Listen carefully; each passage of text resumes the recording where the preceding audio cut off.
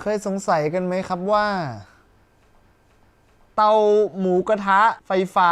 ราคาถูกเอามาใช้แล้วไฟไหม้ไหม คุณอย่าเอาไปคลิปนี้จริงๆวะ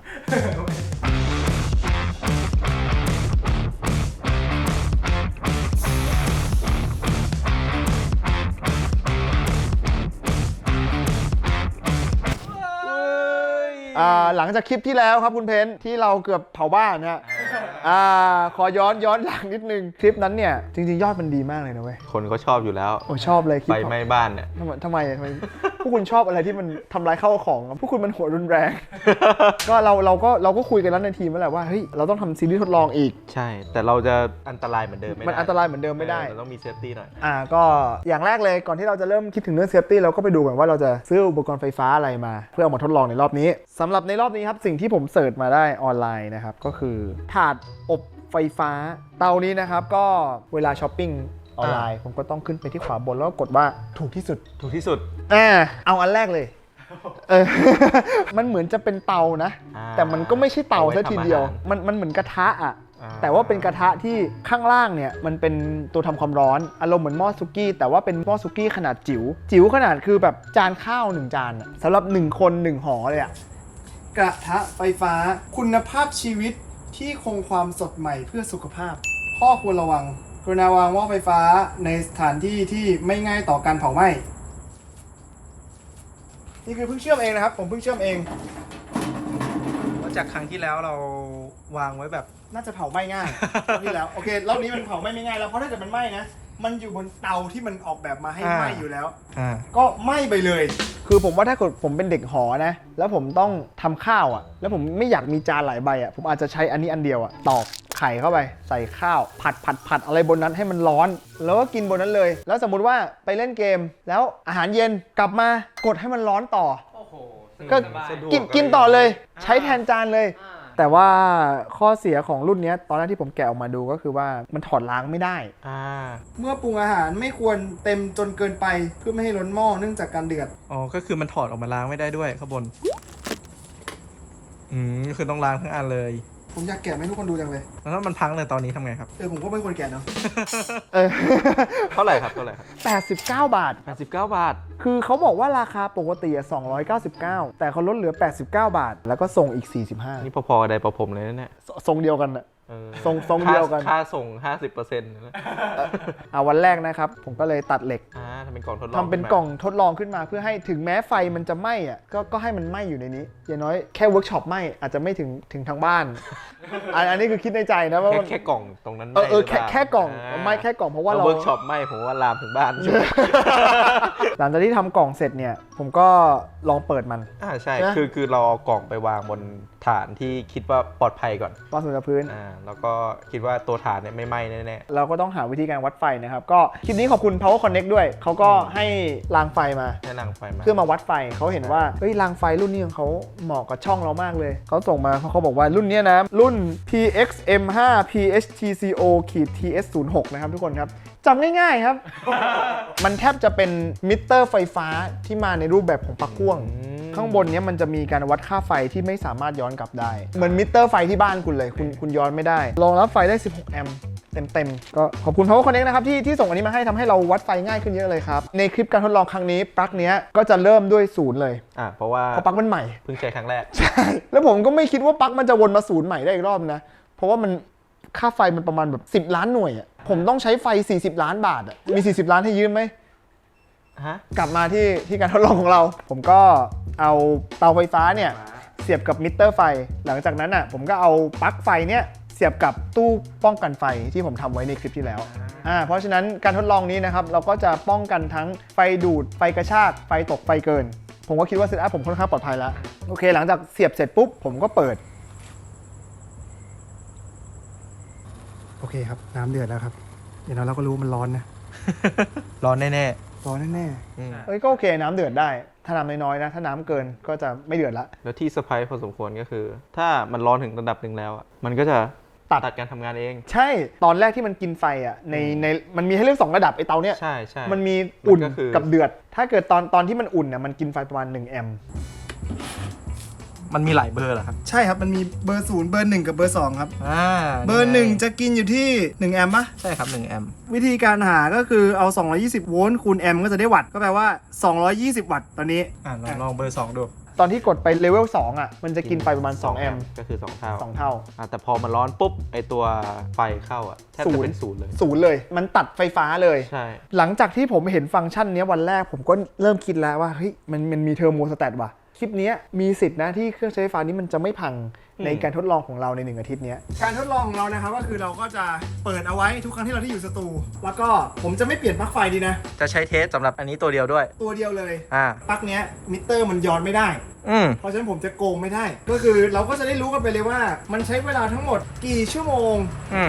ไอสิ่งนี้มันถึงจะพังหรือหยุดทำงาน หรือไฟไหม้หรือว่ามันอาจจะไม่พังก็ได้ ใครจะไปรู้ ใครจะไปรู้ ก็วันนั้นอ่ะไม่กล้าเปิดทั้งคืน ใช่ ไม่ได้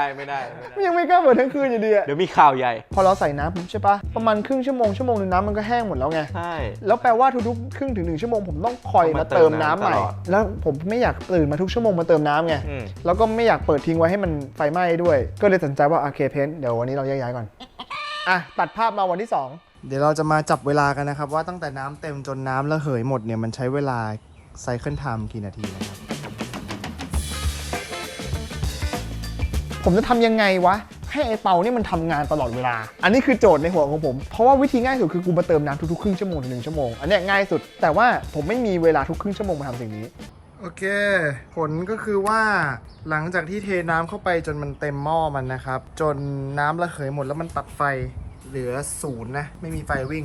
ใช้เวลาทั้งหมด30นาทีผมก็เลยถ้างั้นผมจะค่อยๆใส่น้ำยังไงก็คิดถึงน้ำหยดติ๋งติ๋งติ๋งติ๋ง เหมือนรดน้ำต้นไม้ ค่อยๆหยดค่อยๆหยดไอเนี้ยมันน่าจะเวิร์กนะปรากฏว่าคนในครอบครัวผมก็มีการใช้ถุงให้อาหารอยู่ไอถุงเนี้ยมันแบบพอใช้เสร็จมันก็ต้องทิ้งไงแล้วผมก็เฮ้ยงั้นผมเอามารีไซเคิลดีกว่าก็เลยถุงให้อาหารเนี่ยผมก็มีการตัดแต่งอะไรเพื่อเอามาเชื่อมต่อกับขวดน้ำ 1.5 ลิตรตอนแรกถุงเนี้ยมันใส่ได้แค่500มิลแป๊บเดียวหมดแต่พอผมมาอัปเกรดเนี่ยกลายเป็นว่าตอนนี้ capacity ผมเพิ่ม3เท่าแล้ว ก็คือจะไม่ต้องเปลี่ยนน้ำบ่อยๆ ไม่ต้องเปลี่ยนน้ำบ่อยๆผมใส่ทีนึงได้ 1.5 ลิตรเลย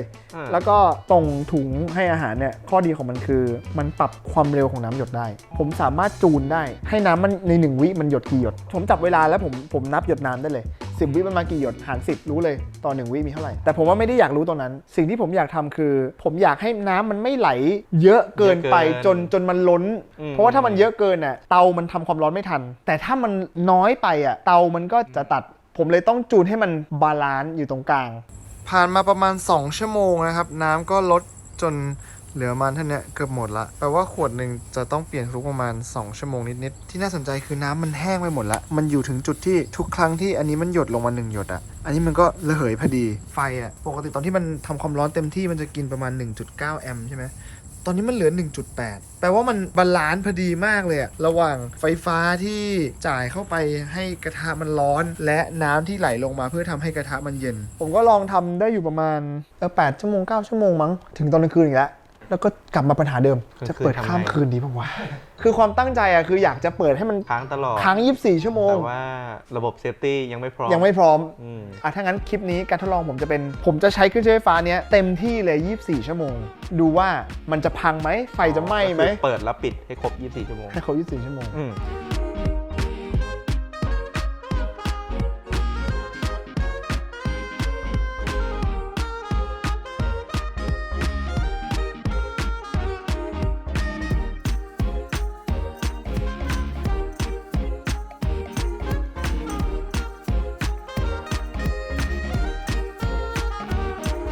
ผ่านไปทั้งหมดประมาณ3วันเนี่ยผมก็สามารถเก็บจนครบ24ชั่วโมงได้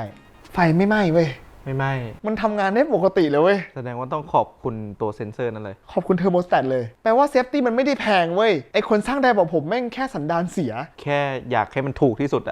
มันไม่ต้องถูกขนาดนั้นก็ได้ บอกก่อนว่าเตาเนี้ยมันกินไฟประมาณ2แอมป์ก็ประมาณ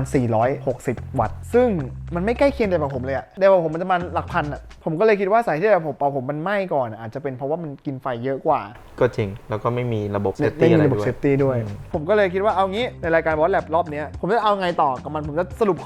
คลิปนี้ยังไงถ้า24ชั่วโมงมันยังไม่พังเนี่ยทำยังไงดีวะเพื่อจะสร้างมาตรฐานว่า เครื่องใช้ไฟฟ้าเนี้ยมันผ่านจุดนี้แล้วนะ ผมว่ามันถือว่าโอเคแล้ว แล้วมาตรฐานที่ผมคิดมาได้ก็คือว่าเราใช้ไฟไปเท่าไหร่แล้ววะเอาอันนี้เป็นมาตรฐานได้ไหมไอ้เครื่องเนี้ยผมซื้อมามันราคา89 บาทค่าไฟหน่วยละ 4.5 บาทโดยประมาณถ้าเกิดค่าไฟบ้านนะจะประมาณ19 หน่วยถ้าค่าไฟหออ่ะหาร8 บาท11 หน่วยผมก็เลยคิดว่าถ้างั้นน่ะผมจะเอาค่าไฟเป็นตัววัดถ้าเกิดผมใช้ค่าไฟเกินค่าตัวมาแล้วอ่ะผมจะให้สิ่งเนี้ยผ่านมาตรฐานที่ชื่อว่าคุ้มค่าตัวคุณสามารถใช้เกินค่าตัวได้แต่ว่าไอ้ไดของผมที่เราทดลองในคลิปที่แล้วอ่ะไม่เกินค่าตัวนะใช่ไหมไม่เกินไม่ก่อนแสดงว่าไม่มีความคุ้มค่าเลยไม่นะที่เรากำลังทดลองอยู่ตอนนี้นะมันเกินค่าตัวไฟหอไปแล้วแต่มันยังไม่เกินค่าตัวไฟบ้านคุณว่าเราควรจบคลิปนี้โดยการผมไปถอดเทอร์โมสแตทตอนนี้เลยดีไหมหรือว่าจะเปิดให้มันแบบจนเกินไฟบ้านไปเลยดีกว่าผมว่าไปถอดดีกว่าดูว่าถอดได้ไหมไปดูตอนนี้มันค่าไฟเท่าไหร่ละ17 หน่วยละผมว่าอันเนี้ยน่าจะโมดิฟายคุ้มค่าไฟบ้านแล้วไม่น่าพังหรอกไม่น่าพังนะใช่ถ้างั้นปิดน้ำก่อนโอเคสิ่งที่เราจะมาลองทำก็คือทำให้มันพัง โอเคตอนนี้มันก็มีคราบเกลือในน้ำที่ผมใส่มาทั้งหมดเกือบอาทิตย์นึงเนี่ยมันกลายมาเป็นอย่างเงี้ยโอเคเปิดมาก่อนมีอะไรบ้างนี่ไงมีอะไรแปลกๆอยู่เฮ้ยออกได้หมดเลยโอ้ข้างในมีแค่นี้เองเหล็กทั้งเส้นเนี่ยคือฮีตเตอร์ก็คือไฟฟ้าวิ่งผ่านเหล็กอันเนี้ยผ่านเหล็กอันนี้มันร้อนอันนี้คือเทอร์โมสแตทพอเวลามันร้อนใช่ปะพอร้อนเกินเหล็กตรงเนี้ยจะขยับเหมือนสปริงดังแป๊กพอขยับออกปุ๊บไฟฟ้าวิ่งผ่านขั้วไม่ได้มันก็ตัดงั้นถ้าเราจะโมดิฟายมันก็คือเอาออกเลยแล้วก็เอาไฟต่อตรงเข้าไปเลยใช่ผมใครที่เป็นดีไซเนอร์ทำเครื่องใช้ไฟฟ้านะขอร้องเถอะคุณใส่อุปกรณ์เซฟตี้เข้าไปให้ยูเซอร์เถอะรักษาชีวิตพวกเขาหน่อยนะมันก็ไม่ได้แพงมาก ผมเจอวิธีง่ายกว่านั้นอีกเพนผมไม่มีความจำเป็นที่จะต้องถอดมันด้วยซ้ำก็คืออย่างนี้เลยผมก็แกล้งทำไปว่ามันหลุดมันก็จะไม่รับรู้ถึงความร้อนมันไม่รู้ถึงความร้อนแล้วตอนนี้คุณเห็นตัวเลขนี้ไหม 170C เนี่ยเห็นไหมเลขนี้คืออุณหภูมิที่สวิตช์นี้จะตัดเทสเอาเซนเซอร์ออกจากเมาส์ติ้งมันจะเกิดอะไรขึ้นกับบ้านของคุณผมเปิดแล้วนะครับตอนนี้เริ่มแล้วนะเริ่มแล้ว40แล้วไฟเริ่มเข้าแล้วครับตอนนี้45แล้วจริงคือถ้ามัน170เป็นคนจะตัดแล้วถูกไหมครับ170มันต้องตัดแก๊กตามที่ผมวัดล่าสุดก็คือว่าถึงแม้มันตัดแล้วอุณหภูมิมันจะวิ่งไปถึงประมาณ200แล้วมันก็ค่อยดรอปลงมานะฮะตอนนี้เลย190ไปแล้วนะครับ190ไปแล้วคือเลยแล้วไม่ได้ยินเสียงแก๊กเลยถ้างั้นผมเปิดน้ำช่วยหน่อย200แล้วลองเปิดน้ำช่วยนะฮะน้ำช่วยได้ไหมก็ช่วยได้บ้างเฮ้ยช่วยได้น้ำมันเย็นยังได้อยู่เปิดน้ำนี่คือดีเลยแต่ว่ามันก็จะร้อนขึ้นเรื่อยๆอยู่ดีเพราะมันไม่ตัดใช่ถ้าเกิดผมเปิดน้ำไว้อย่างนี้นะถึงแม้มันไม่ตัดไฟมันก็ไม่ไหม้ครับเพราะว่ามันบาลานซ์ฝั่งเย็นกับฝั่งร้อนไงแล้วถ้าอย่างนี้สถานการณ์แบบต้มซุปแล้วลืมไว้ต้มซุปน้ำแห้งแล้วน้ำหมดละ190แล้ว200แล้วอันนี้คือตอนนี้คือคนที่บ้านใช้ให้ไปซื้อของเซเว่นแล้วก็ต้มซุปไว้ตะกี้ถึง230กว่านะครับ260แล้วอันนี้คือเกินเรตติ้งของพลาสติกตัวนี้แล้วนะครับนั่นแสดงว่าถ้าเปิดไปเรื่อยๆอย่างเงี้ยพลาสติกรอบข้างละลายแน่ใช่ผมว่าละลายแน่นี่คือใกล้แล้วผมว่า700มีให้เห็นนะเพนนะมันก็เพิ่มได้เรื่อยๆมันก็คือใส่ไฟเข้าไปแต่ถ้าน้ำมันน้อยเกินไปแก๊กนี่เสียงแก๊กตัดเพราะว่าคิดว่ามันไปถึงแล้วครับแต่ว่าถ้าต่อให้มันหลุดแต่ยังอยู่ด้านในมันก็ยังตัดอยู่แต่ต้องใช้เวลาหน่อยเพราะว่าความร้อนก็จะส่งไปถึงอยู่ดีใช่ทีนี้ถอดเซ็นเซอร์ออกเราจะมีทำไมความปลอดภัยไม่ต้องมี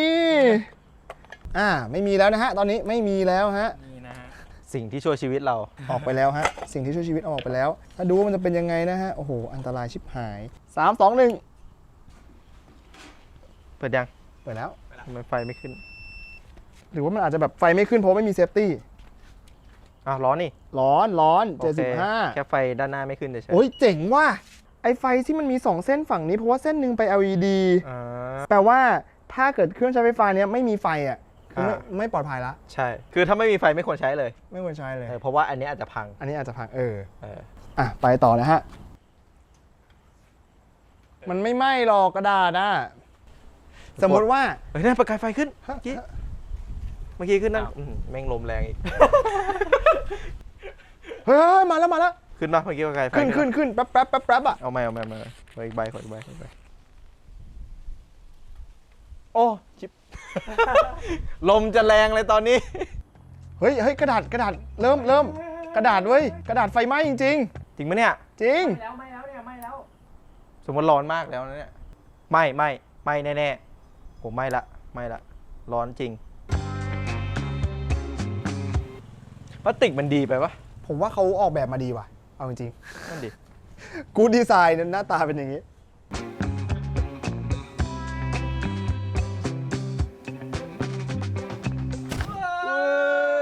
เฮ้ยปลั๊กตัด เฮ้ยปลั๊กตัดว่ะ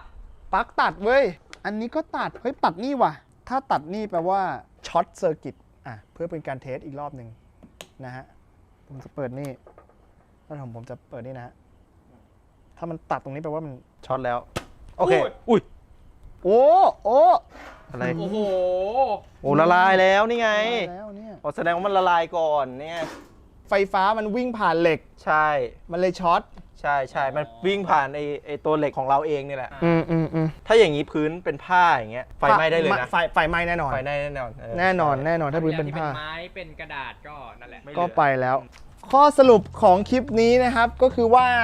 จากการทดลองของผมนะครับปลั๊กรุ่นนี้ถือว่าปลอดเขามีเซฟตี้ฟีเจอร์ต่างๆ ที่ผมคิดว่าปลอดภัยเพียงพอสำหรับราคานี้ครับ Now you know แล้วก็คุณก็ไม่จำเป็นต้องไปซื้อเตาไฟฟ้านี้เปิดเทส 24 ชั่วโมงแบบผมแล้วนะครับแล้วมาดูถ้าเกิดชอบคลิปนี้ขอบคุณที่กดแชร์ไลค์ subscribe ไปทำการทดลองในที่ที่ปลอดภัยนะครับแล้วไว้เจอกันคลิปต่อไปครับแล้วเจอกัน เฮ้ยไฟไหม้